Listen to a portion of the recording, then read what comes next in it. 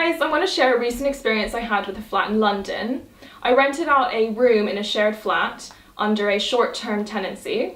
But after moving in, after a few weeks, I realised that we had rats in the kitchen, and after speaking to other tenants, they had said this had been the case for months. I emailed the agency to inform them of the situation in the hopes that they would rectify it and send someone out to take a look. However, I received an email back from them stating that it was not their responsibility, and actually it was due to the fact that we as tenants were keeping the flat in a very messy state. However, this was not the case. The kitchen was always very clean. We always disposed of waste on a daily basis, so this was a very unfair comment from the agency. After continual back and forth emails with them, I decided that because of their behaviour and their lack of responsibility, I wanted to terminate my tenancy with them.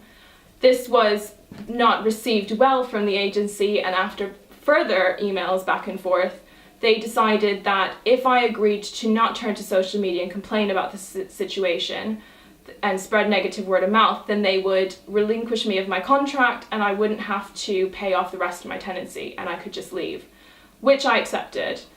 This is a prime example of double deviation where my initial complaint or initial comments to the agency were not the reason for my dissatisfaction. Actually, my dissatisfaction and breakdown of relationship with them came afterwards when they didn't take responsibility and they continually blamed it on us as tenants.